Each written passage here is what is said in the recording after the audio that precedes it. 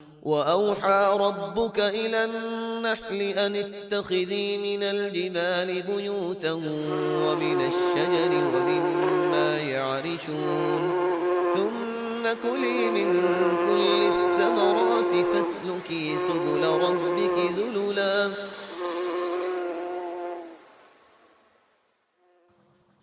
نحمده ونصلي على رسوله الكريم اما بعد فاعوذ بالله من الشیطان الرجیم بسم اللہ الرحمن الرحیم رب اشرح لي صدری ويسر لي امری واحلل عقدۃ من لسانی یفقهوا قولی واللہ فضل بعضکم علی بعض فی الرزق، اور اللہ نے فضیلت دی تم میں سے بعض کو بعض پر، کس میں؟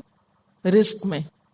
فَمَا الَّذِينَ فُضِّلُوا، تو نہیں ہے وہ لوگ جو فضیلت دیے گئے، بِرَادِّ رِزْقِهِمْ، اپنے رزق کو پھیرنے والے، لوٹانے والے یعنی دینے والے، عَلَى مَا مَلَكَتْ أَيْمَانُهُمْ، ان پر جن کے مالک ان کے دائیں ہاتھ ہیں، یعنی لونڈی غلام، یعنی جنہیں رزق میں فضیلت دی گئی وہ ایسے نہیں کہ اپنا رزق اپنے غلاموں کی طرف پھیر دیں۔ کس طرح کہ فہم فیہ سوا، وہ اس میں برابر ہو جائیں، یعنی غلام اور آقا دونوں مالی اعتبار سے ایک ہو جائیں۔ اگر ایسا انسانوں کے بیچ میں نہیں ہوتا تو افا بنعمت اللہ یجحدون، کیا پھر وہ اللہ کی نعمت کا ہی انکار کرتے ہیں؟ یعنی اللہ کے دیے ہوئے مال میں سے غیر اللہ کے لیے نظر و نیاز نکالتے ہیں اور اللہ کی نعمت کی ناقدری کرتے ہیں۔ وہ نعمت دی تھی اللہ نے خود ان کو استعمال کرنے کے لیے اور اس کی راہ میں دینے کے لیے، اور انہوں نے اس کو مس یوز کیا، کسی اور کی طرف لوٹا دیا۔ یہ مثال بھی توحید پر دلیل ہے۔ کس طرح کہ ایک انسان اپنے غلام کو اتنا مال نہیں دیا کرتا کہ اس کا غلام دنیاوی مرتبے میں اس کے برابر ہو جائے، تو پھر اللہ تعالی کب یہ پسند کریں گے کہ تم لوگ بندوں کو جو اللہ ہی کی مخلوق ہے انہیں اللہ تعالیٰ کی کچھ صفات دے کر اللہ کے ہم پلہ قرار دو۔ ایک اور بات جو یہاں سے پتہ چلتی ہے وہ یہ کہ انسانوں کے درمیان معاشی مراتب کا فرق جو ہے یہ کیا ہے؟ دراصل ایک فطری فرق ہے، یہ اللہ تعالیٰ کی تقسیم ہے، کچھ کو اس نے زیادہ دیا ہے اور کچھ کو نہیں دیا۔ آزمائش میں دونوں ہیں۔ عموماً وہ لوگ تو اپنے آپ کو آزمائش میں سمجھتے ہیں جن کے پاس کچھ نہیں ہوتا، لیکن وہ لوگ جن کو اللہ نے بہت کچھ دیا ہے وہ سمجھتے ہیں کہ ہم بہت خوش قسمت ہیں کہ ہمارے پاس بہت کچھ ہے، حالانکہ بہت کچھ ہونا بھی دراصل آزمائش ہی کی ایک شکل ہے۔ لیکن بنیادی طور پر جیسا کہ آپ دیکھ رہے ہیں کہ یہ مثال جو ہے اپنے اندر ایک بہت بڑا سبق رکھتی ہے کہ دنیا میں کوئی بھی مالدار شخص اپنے نوکروں کو اتنی تنخواہ نہیں دیتا کہ نوکر آقا کے برابر ہو جائیں، کیونکہ اسے اپنے نوکر کی برابری برداشت نہیں ہوتی۔ لیکن اللہ کے معاملے میں یہی لوگ ناانصافی سے کام لیتے ہیں اور اللہ کے بندوں اور اللہ کی مخلوق کو بعض ایسی صفات دیتے ہیں جن کی بنا پر وہ نعوذ باللہ خدا کے ہم پلہ ہو جائیں۔ فہم فیہ سوا، کہ وہ دونوں برابر ہو جائیں۔ مثلا اگر کوئی یہ سمجھے کہ مخلوق جو ہے وہ رزق دے سکتی ہے کسی کو یا اولاد دے سکتی ہے، تو یہ سوچ دراصل شرک ہی کی ایک قسم ہے۔ یہاں تک تو بات بڑی آسان ہے، لیکن آگے جو کہا گیا افا بنعمت اللہ یجحدون، تو کیا اللہ ہی کی نعمت کا وہ انکار کرتے ہیں؟ اسی بات کی تو تکلیف بہت زیادہ ہوتی ہے کہ جس نے سب کچھ دیا اس کی ریکگنیشن کیوں نہیں اس کی ریکگنیشن؟ کیا حیا ہے ہم کو؟ شیطان نے یہی تو کیا، یہ پردہ ڈالا کہ بس بھول جاؤ اللہ کو، باقی سب کی باتیں کرو، اس کو بھول جاؤ۔ اس کی بات کرنا کوئی اچھی بات نہیں، اس کا نام یہاں لینا یہ شرمندگی کی بات ہے۔ جس نے سب کچھ دیا اسی کا نام لیتے ہوئے شرمندہ ہے۔ افسوس تو اس بات پر ہے، کب جرت آئے گی ہم میں کہ ہم کہیں بھی بیٹھ کے اعتماد سے اللہ کا نام تو لے سکیں، نام تو لیں کم از کم۔ کتنا بڑا دھوکہ ہے جو شیطان ہم کو دے رہا ہے کہ اس کا نام بھی نہیں لینے دیتا۔ واللہ جعل لکم من انفسکم ازواجا، اور اللہ نے تمہارے لیے تمہارے نفسوں میں سے جوڑے بنائے، یعنی بیویاں پیدا کی۔ انسان کی بیوی انسان ہی پیدا کی گئی. وَجَعَلَ لَكُمْ اور بنائے تمہارے لیے من ازواجکم تمہاری بیویوں میں سے کیا بنین وحفدہ بیٹے اور پوتے ورزقکم من الطیبات اور رزق دیا تم کو پاکیزہ چیزوں میں سے. افبالباطل یؤمنون کیا پھر باطل پر وہ ایمان لاتے ہیں. وبنعمت اللہ ہم یکفرون اور اللہ کی نعمت کا وہ انکار کرتے ہیں. یہاں اللہ تعالیٰ انسانوں کو کچھ اور نعمتوں کا احساس دلاتے ہیں کہ دیکھو تو صحیح جو کچھ تمہیں ملا ہے دنیا کی نعمتوں میں سے وہ کہاں سے آیا. مثلا انسان کو جب سکون کی ضرورت ہوتی ہے تو اسے جوڑے کی شکل میں پیدا کیا اور بیوی جیسی نعمت عطا کی. پھر نسل کو باقی رکھنے کے لیے بیویوں سے بیٹے اور پوتے عطا کیے. اب یہاں بیویوں سے کہا گیا ہے، حالانکہ صرف بیوی سے ہی نہیں پیدا ہوتا، اس میں مرد کا بھی حصہ ہوتا ہے، لیکن چونکہ عورت کا اس میں کردار زیادہ اہم ہوتا ہے من ازواجکم کا لفظ استعمال کیا گیا، جبکہ فطری طریقہ سب کو معلوم ہے کہ اس میں مرد کا بھی حصہ ہوتا ہے. چونکہ عورت کی قربانی اور عورت کا رول اس معاملے میں زیادہ اہم ہے، یہ زیادہ مرد کی نسبت زیادہ ہے، اسی لیے ماں کا درجہ اور مقام بھی زیادہ رکھا گیا اور یہاں اسی کو کریڈٹ دیا جا رہا ہے کہ ان سے تمہیں یہ نعمتیں ملی ہیں. وَرَزَقَكُم مِّنَ الطَّيِّبَاتِ اور تم کو پاکیزہ چیزیں کھانے کو بھی دیں، یعنی تمہارے نفس کو بھی سکون دیا، تمہاری آنکھوں کو بھی ٹھنڈک دی اولاد کی شکل میں، اور تمہارے لیے ایک سہارا بھی پیدا کیا اور کھانے کو بھی تمہیں بہت کچھ دیا. یہ ساری نعمتیں لے کر افبالباطل یؤمنون باطل کو وہ مانتے ہیں، یعنی اللہ کے سوا دوسری چیزوں کی طرف متوجہ ہوتے ہیں، اسے چھوڑ کر اوروں کی عبادت کرتے ہیں اور اللہ کی نعمت کا انکار کرتے ہیں. ہونا تو یہ چاہیے تھا کہ جس نے سب کچھ دیا اسی کے وفادار بنتے. اسی لیے فرمایا وَيَعْبُدُونَ مِن دُونِ اللَّهِ اور وہ عبادت کرتے ہیں اللہ کے سوا. کس کی؟ مَا لَا يَمْلِكُ لَهُمْ رِزْقًا جو ان کے لیے رزق کے مالک نہیں ہوتے. مِنَ السَّمَاوَاتِ وَالْأَرْضِ آسمانوں اور زمین سے، شَيْئًا کچھ بھی، وَلَا يَسْتَطِيعُونَ اور نہ ہی وہ کسی چیز کی استطاعت رکھتے ہیں، نہ ہی وہ کسی چیز کا اختیار رکھتے ہیں. یعنی دینے والا یہ ساری نعمتیں رب ہے اور جواب میں یہ اوروں کے احسان مند ہوتے ہیں، اوروں کے آگے جھکتے ہیں، اوروں کے نام کی نظر و نیاز نکالتے ہیں، اوروں کا شکرانہ ادا کرتے ہیں. حالانکہ جن ہستیوں کی طرف یہ جھکتے ہیں وہ تو ان کے لیے رزق کے مالک بھی نہیں اور نہ ہی آسمان و زمین کی کسی اور چیز کے مالک وہ ہو سکتے ہیں. یعنی اللہ کے سوا یہ ان ہستیوں کے در پہ جاتے ہیں، ان سے دعائیں مانگتے ہیں، ان کے آگے اپنی حاجتیں رکھتے ہیں، جو ان کے لیے کسی رزق پر کوئی اختیار ہی نہیں رکھتے، ان کے ہاتھ میں کچھ ہے ہی نہیں، نہ آسمان میں نہ زمین میں. فَلَا تَضْرِبُوا لِلَّهِ الْأَمْثَالَ پس نہ تم بیان کرو اللہ کے لیے مثالیں، یعنی اللہ کو اپنے پر قیاس مت کرو. کیوں؟ پیچھے آپ پڑھ چکے نا وَلِلَّهِ الْمَثَلُ الْأَعْلَى اللہ کے لیے ہے سب سے بلند مثال، اس لیے کہ لَيْسَ كَمِثْلِهِ شَيْءٌ اس جیسی تو کوئی چیز ہے ہی نہیں. اب اس بات سے کیوں روکا گیا کہ اللہ کے لیے مثالیں بیان نہ کرو؟ یہ لوگ کون سی مثالیں اللہ کے لیے بیان کرتے تھے جن کی طرف خاص طور پر اشارہ کیا جا رہا ہے؟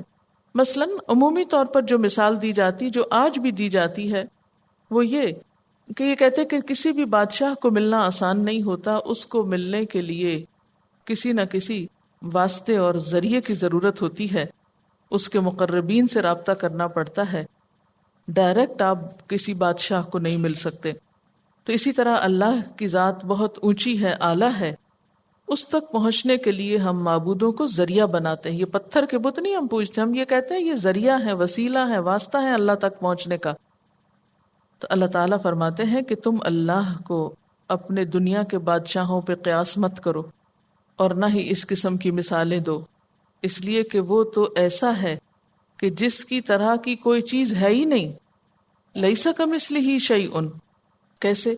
مثلا دنیا کا کوئی بادشاہ نہ تو عالم الغیب ہے، نہ لوگوں کے دلوں کے حال جانتا ہے، نہ لوگوں کی ضروریات کو جانتا ہے، نہ اللہ کی طرح سمیع و بصیر ہے، نہ قدیر و علیم ہے، جبکہ اس کے برعکس اللہ تعالیٰ کے اندر یہ ساری صفات موجود ہیں۔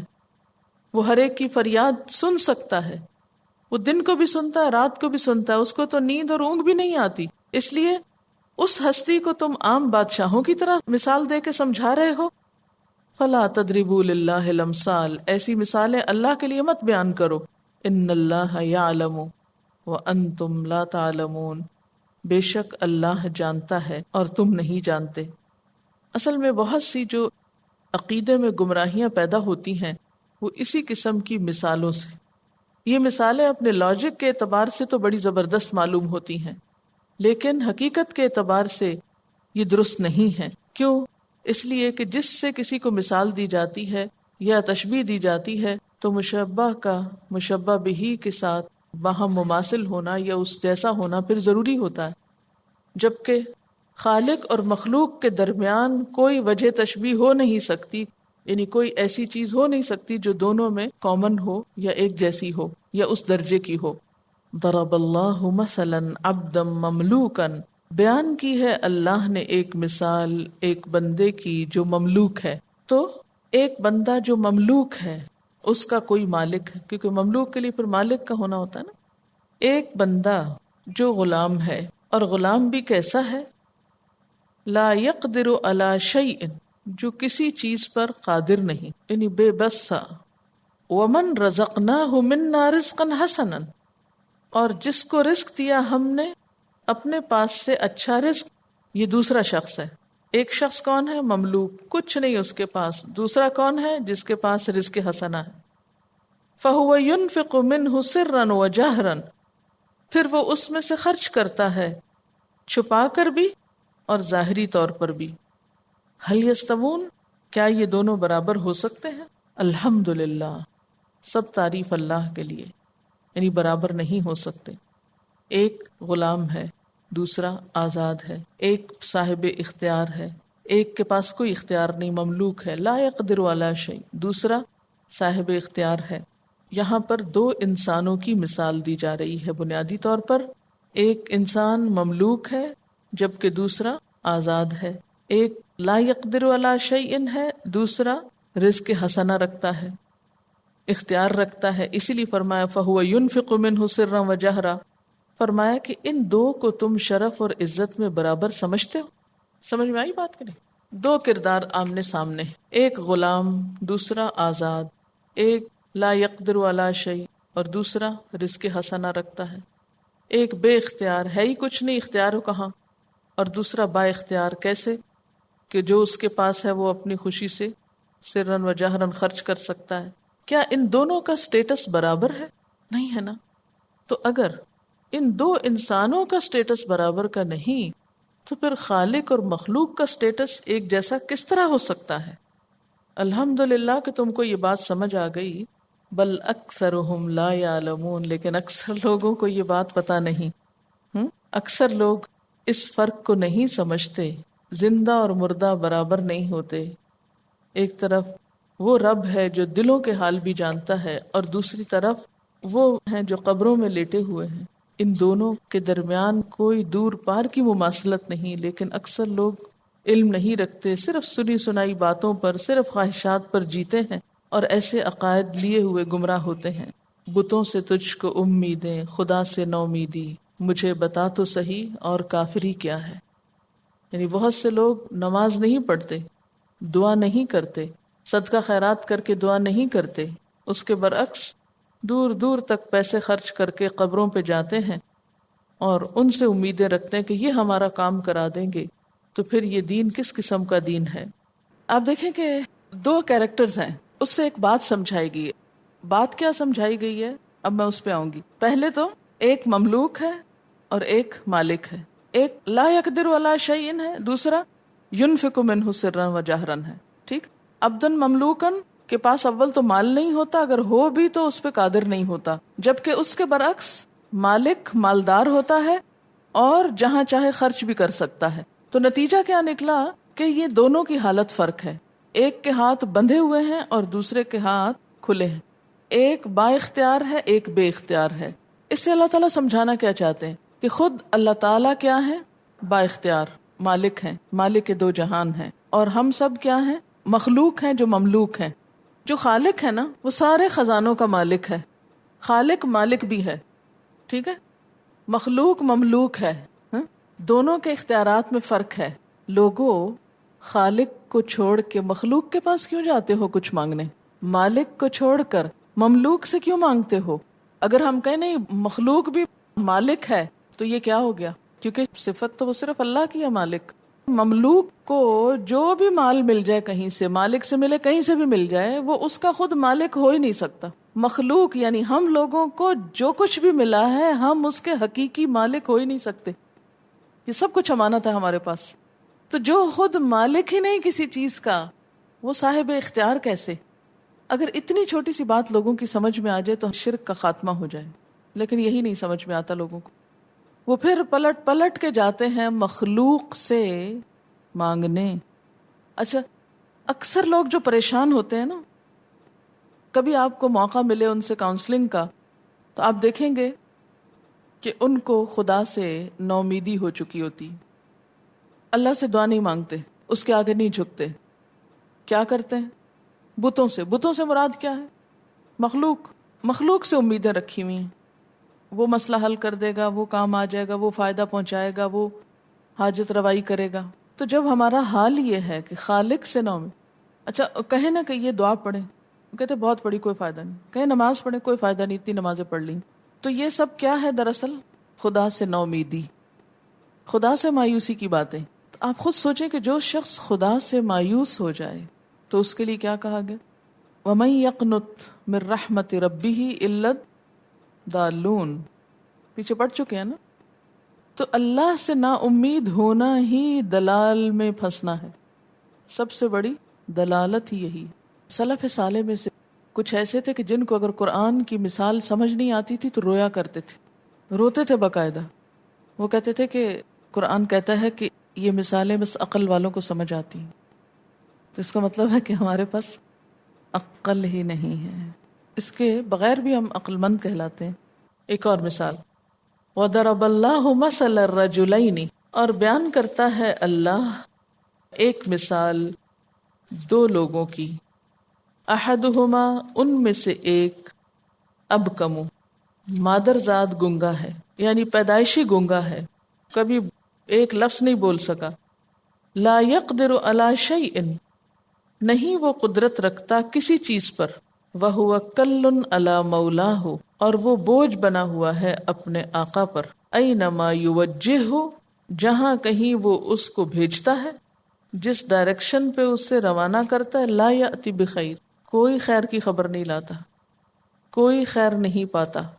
کہیں بھی اس کو وہ بھیج دے، چونکہ مادرزاد گنگا ہے تو گنگے بہرے بھی ہوتے ہیں، نہ وہ سن سکتا ہے، نہ وہ بول سکتا ہے، نہ کسی کی سمجھتا ہے، نہ اپنی سمجھا سکتا ہے.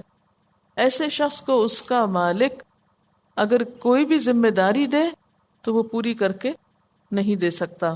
حل یستوی ہوا، کیا برابر ہو سکتا ہے وہ شخص اور دوسرا کون؟ وَمَن یأمر بالعدل، اور وہ جو عدل کا حکم دیتا ہے، انصاف کا حکم دیتا ہے، یعنی ہر کام کرنے پہ قادر ہے تو تبھی حکم دے سکتا ہے نا. بول سکتا ہے اور بولنے والا سنتا بھی ہے، اور بولتا بھی صرف بولتا نہیں بلکہ عدل و انصاف پر یعنی سمجھداری پر مبنی بات کرتا ہے.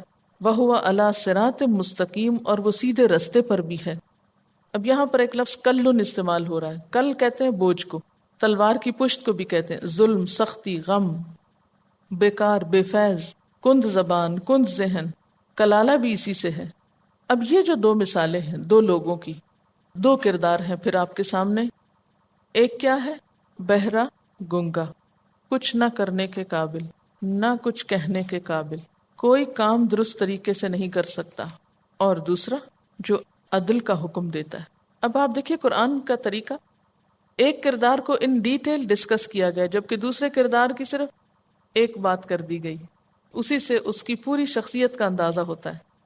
یعنی یہ لفظ جو ہے وَمَن یَأْمُرُ بِالْعَدْلِ، وہ انصاف کا حکم دیتا ہے، عدل کا حکم دیتا ہے، یہ کون دے سکتا ہے؟ جس کے اپنے اندر عدل ہو، جو اپنے لیے چاہتا ہے وہی دوسروں کے لیے چاہے، جو ایک معتدل پرسنالٹی ہے، جو دوسروں کا بھلا چاہتا ہے۔ اب یہ جو دو کردار ہیں یہ کیا ہے؟ یوں لگتا ہے کہ جیسے ایک تو بالکل جانور کی سطح پر ہے، شاید جانور بھی کچھ کام کر لیتے ہیں لیکن یہ تو کچھ بھی کرنے کے لائق نہیں، اور دوسرا انسان ایک بے حس ہے، ایک حساس ہے۔ اور پھر یہ بھی کہ وَهُوَ عَلَىٰ صِرَاطٍ مستقیم صرف عدل کا حکم نہیں دیتا بلکہ خود بھی سیدھے رستے پر ہے۔ اس مثال سے بھی کیا سمجھانا مطلوب ہے کہ معبود حقیقی اور غیر حقیقی میں باہم کیا فرق ہے۔ معبود حقیقی جو کچھ آپ کو بتاتا ہے وہ عدل و انصاف پر قائم ہے، وہ سیدھا راستہ ہے۔ اس کے برعکس جسے خود بھی کچھ علم نہیں، خود کچھ پتہ نہیں، نہ وہ صحیح طور پہ بتا سکتا ہے، اگر کوئی شخص اس کو فالو کرے گا تو کہاں پہنچے گا۔ وَضَرَبَ اللَّهُ مَثَلَ الرَّجُلَيْنِ، اللہ دو لوگوں کی مثال دیتا ہے۔ أَحَدُهُمَا أَبْكَمُ، اس کی صفت کہ لا يقدر على شيء، کسی چیز پہ قادر نہیں۔ دوسرا اس کا کام کیا؟ وَهُوَ كَلٌّ عَلَى مَوْلَاهُ، جب سمجھتا ہی نہیں تو ایک بوجھ ہے نا اپنے آقا پہ۔ نمبر 2 ہو گیا۔ تیسری اس کی صفت کیا؟ أَيْنَمَا يُوَجِّهُ لَا يَأْتِ بِخَيْرٍ، جہاں بھیجو کوئی بھلا کام نہ کر کے آئے۔ اس کے مقابلے میں دوسرا آخرهما اب کم نہیں ہے، بولتا ہے سنتا ہے۔ پہلے کی صفت لا يقدر على شيء، لیکن یہ ہر چیز پہ قدرت رکھتا ہے۔ جب آپ بول پڑے تو اس کا مطلب ہے کہ آپ نے اپنا ما فی الضمیر اظہار کر دیا اور ہو گیا کام۔ تیسرا کیا ہے؟ کہ وہ بوجھ نہیں ہے۔ اچھا، پھر فرمایا هل يستوي هو ومن يأمر بالعدل، دوسرے کی صفت کیا ہے؟ جو اب کم نہیں ہے، یہ بولتا ہے اور بول کر کیا کرتا ہے؟ یأمر بالعدل، عدل کی بات کرتا ہے، انصاف کا حکم دیتا ہے۔ اور اس کی صفت کیا؟ وَهُوَ عَلَىٰ صِرَاطٍ مستقیم، وہ سیدھے رستے پر ہے، یعنی صرف سمجھتا ہی نہیں سمجھاتا بھی ہے۔ یہ دوسرے کی صفات میں لکھ لیجئے۔ یعنی اہل قبر جو ہوتے ہیں نہ وہ سنتے ہیں نہ بولتے ہیں۔ کتنا بھی کوئی نیک انسان فوت ہو جائے، میں نے نہیں دیکھا یا سنا کہ وہ لوگوں کی باتوں کا ساتھ ساتھ جواب دے رہا تھا آنکھیں بند کر کے سو کے۔ زندگی میں تو آپ کو نیند آتی ہے تو آدھی بات منہ میں رہ جاتی ہے اور قلم گر جاتے ہیں اور کانوں پہ پردے آ جاتے ہیں، تو مرنے کے بعد کس کو ہوش ہوگا؟ یہ کتنی عجیب بات ہے نا۔ اور پھر اگر ہم دوسری بات یہ کہیں کہ نہیں وہ مرے ہی نہیں ہے، تو بات یہ کہ وہ تو ایک ہی ہستی ہے جو نہیں مرے گی، حی لا یموت، اور وہ اللہ کی۔ پھر آپ کہیں گے کہ نہیں وہ شہید بھی تو نہیں مرتے، لیکن ان کے بارے میں کہا کہ لا تشعرون، تمہیں شعور ہی نہیں وہ زندگی کیسی۔ تو وہ تو صرف ایک سمجھانے کے لیے تمہاری زبان میں بات کی گئی، ورنہ کل من علیہا فان، ہر ذی روح کے اوپر فنا ہے۔ پھر تو یہ بات کیسے سچی ہوگی کہ کنتم امواتا فاحیاکم ثم یمیتکم ثم یحییکم۔ تو شہادت کی موت بھی موت تو ہے، لیکن وہ شہادت ہے، مختلف ہے۔ اس میں مرنے والے کے ساتھ جو طریقہ کار یا اس کو جس طرح ویلکم کیا جاتا ہے وہ مختلف ہے، وہ اعلیٰ درجے کی موت ہے، جس کو تسلی کے لیے کیا کہا گیا کہ تم ان کو مردہ نہ کہو یا نہ سمجھو۔ لیکن اس کا یہ مطلب نہیں کہ وہ موت کے مرحلے سے گزرتے نہیں۔ کیوں کہتا ہے شہید جب اس سے پوچھا جاتا ہے بتاؤ تمہاری کیا خواہش ہے، کیا کہتا ہے؟ پھر زندہ کیا جاؤں۔ تو وہ تو پہلے ہی زندہ، وہ کیوں کہہ رہا میں زندہ کیا جاؤں؟ یعنی دنیا کی زندگی مجھ کو ملے، جس کا مطلب ہے شہید سے بھی دنیا کی زندگی چھن جاتی، اس کا تعلق دنیا سے نہیں رہتا، وہ پھر ایک اور ہی زندگی شروع ہو جاتی جو عام لوگوں سے مختلف ہے۔ لیکن یہ کہنا کہ وہ ہماری طرح زندہ ہیں، یا سنتے ہیں یا بولتے ہیں یا جواب دیتے ہیں اور ہماری مدد پہ قادر ہیں، تو یہ بات درست نہیں۔ اس مثال میں دراصل کیا سمجھایا گیا ہے؟ اس مثال سے دراصل توحید کے علاوہ رسالت بھی سمجھائی گئی. کس کو فالو کر رہے ہو، کس کو لیڈر مانا ہوا ہے. یعنی اس سے رسالت بھی سمجھ میں آ رہی ہے. رجلین ہے نا اصل میں، ٹھیک ہے. ایک سن من بک من ہے، ٹھیک. دوسرا سب سمجھتا ہے، معرفت رکھتا ہے. ایک دوسروں پہ بوجھ ہے، دوسروں پہ ڈپینڈنٹ ہے، یوں کہہ لیں کلن لا مولا. اور یہ کیا ہے؟ یأمر بالعدل وہو علی صراط مستقیم، واضح شاہراہ پہ چلا جا رہا ہے. بتاؤ کس کو فالو کرو گے؟ اس کو جو لا یقدر علی شیء ہے، یا اس کو جو من یأمر بالعدل ہے؟ یأمر بالعدل کون ہے؟ نبی صلی اللہ علیہ وسلم. اور آپ کے مقابلے میں دوسرے لوگ جو صرف دنیا کے لیڈر ہیں، دنیا کے فائدے جانتے ہیں اور لوگوں کو بتا رہے ہیں، آخرت کے بارے میں کچھ نہیں جانتے، اندھے بہرے ہیں، اور وہ صرف دنیا کے ریسورسز پر ڈیپینڈ کرتے ہیں. کیا یہ دونوں برابر ہو سکتے ہیں؟ اچھا، پھر اس کو آپ پچھلی مثال سے بھی تھوڑا سا ریلیٹ کر سکتے ہیں توحید کو سمجھنے کے لیے، کہ ایک کیا ہے؟ لا یقدر علی شیء بے اختیار، ٹھیک ہے نا.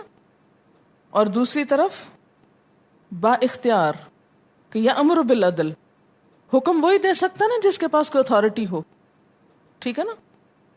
یعنی پہلی چیز مخلوق ہے یہاں، اب کم، اور دوسری طرف یأمر بالعدل خالق ہے.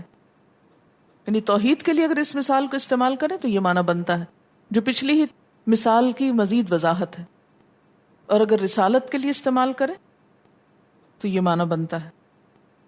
آج کے دور میں بھی آپ دیکھیں ہمارے آئیڈیلز کون ہیں، کس کی پسند کا لباس پہنتے ہیں، کس کی پسند سے اٹھتے بیٹھتے ہیں، اپنی زندگی کی پرائرٹیز سیٹ کرنے کے لیے کس کو فالو کرتے ہیں، جو صرف اس دنیا کے اطار میں سب کچھ دیکھ رہے، اس کے پیچھے ان کی نظر ہی نہیں جاتی، اور نہ وہ صراط مستقیم پر ہیں. اور دوسری طرف جو عدل کا حکم دے رہا ہے، عدل دراصل حقوق کی ادائیگی کا نام ہے نا. عدل اسی سے آتا ہے نا، انصاف. انصاف کیا ہے؟ ہر ایک کو اس کا حق ملے. تو جو سب کے حقوق دینے کی بات کرتا ہے، من یأمر بالعدل، تو یہ دونوں برابر کیسے ہو سکتے ہیں؟ دیکھیں کہ سورۃ نحل کے اندر جو سب سے اہم خصوصیت ہے نا، وہ کائنات پہ غور و فکر ہے اور اس کی نشانیاں ہیں. تو جو شخص اب کم ہے، گنگا بہرا ہے، وہ ان نشانیوں پہ غور نہیں کرتا، یا کچھ کرتا بھی ہے تو حق نہیں بولتا، اس کے منہ سے حق نہیں نکلتا، ٹھیک ہے. اچھا، اس کے برعکس جو یأمر بالعدل ہے، وہ کائنات پہ غور و فکر کر کے ان ساری چیزوں سے جو کنکلوڈ کرتا ہے، پھر اس راستے پر دوسروں کو بھی چلنے کے لیے کہتا ہے. آج آپ دیکھیں کہ یہ واضح فرق ہے نا سائنس اور دین میں، ریلیجن اور سائنس میں. ریلیجن سے مراد دین اسلام لے لیں فی الحال تھوڑی دیر کے لیے. ریلیجن اور سائنس میں کیا فرق ہے؟ ریلیجن کیا کرتا ہے یا کرنا چاہتا ہے، اور سائنس کیا کر رہی ہے؟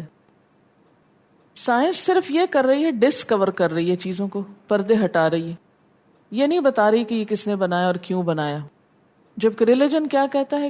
یہ بھی بتاتا ہے کس نے بنایا اور کیوں بنایا، بالحق. تو اب یہ پہچان کی بات ہے نا.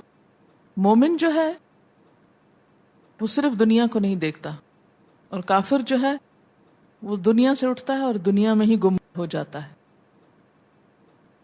سائنٹسٹ یہ تو کر رہے ہیں کہ چیزوں کو ڈسکور کر رہے ہیں، لیکن لا یقدر علی شیء، ان کی اصلیت کو بدلنے پہ قادر نہیں ہے. اس کے برعکس من یأمر بالعدل کون ہے؟ اللہ تعالیٰ کی ذات، جو اتھارٹی رکھتا ہے، حکم دیتا ہے، دے سکتا ہے. تو ہم اس کے پاس جانے کی بجائے جو دیتا ہے، دے سکتا ہے، کس کے پاس جا رہے ہیں؟ بہروں کے پاس جا رہے ہیں. کیا دیں گے وہ آپ کو؟ وآخر دعوانا ان الحمد للہ رب العالمین. سبحانک اللہم وبحمدک نشہد ان لا الہ الا انت نستغفرک ونتوب الیک. والسلام علیکم ورحمۃ اللہ وبرکاتہ.